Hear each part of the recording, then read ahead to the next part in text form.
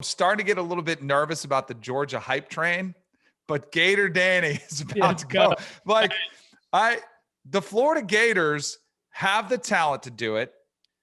They do play in the East. Now they catch Bama this year, which is bad luck. They play at the third week of the season.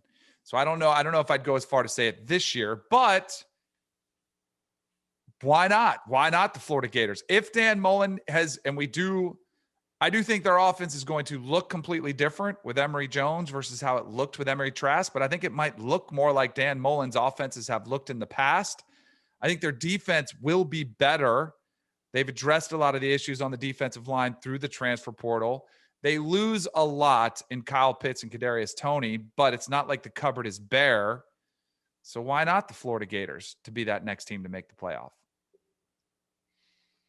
You know, it's funny because I mentioned I don't disagree with you at all. I feel like it's with USC. I feel like it's somewhat disappointing that they haven't made it once. And I think that we know all the reasons why it hasn't happened. It's been obvious for the last years. It's just when you think of how good that Florida program was during like the BCS era and winning multiple national titles, the fact that we're now entering the 8th year of the college football playoff and the Gators haven't even qualified for it once. And they've been in the half of the SEC where for a lot of that period, there really wasn't like, you know, an alpha dog. There wasn't anybody there that you looked at and said, okay, that's the best team in the division. And so they were going, but part of that obviously was because Florida was going through its own downturn itself. But it's just, you think that of the history that they've had, recent history, of the talent that they have available to them, of the conference that they play in, the fact that they haven't been one of those 4 teams yet is just a huge disappointment. So I'm with you. I definitely think that they're a candidate. They were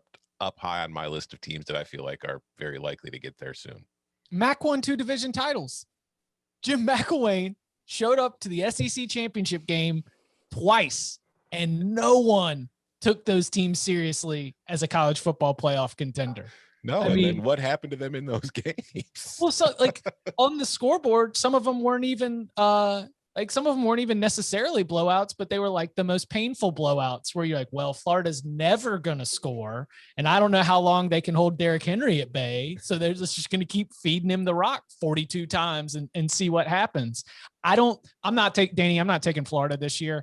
I've got to think that while it's like these New Year's 6 appearances, these like strong first years with Dan Mullen, there's got to be some kind of step back or regression as we switch over at the quarterback position and just turn over a lot of pros at the skill positions that I schedule, obviously taken into consideration as you draw Bama from the SEC West. But I think that Florida is a division title contender that at the same time might be susceptible to the Kentucky loss. Or, just like that 1 or 2 games where it's like, man, they should have won that game. I just don't think that they are flawless in the way that you're going to avoid losing games that you should win. By the way, now just a point of reference here for one of the reasons they jumped off to me. Now, these aren't making the playoff odds. They are to win the national championship odds.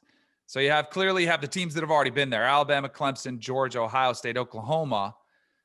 And then Texas A&M is the next best odds at 25-1. Then there's another LSU.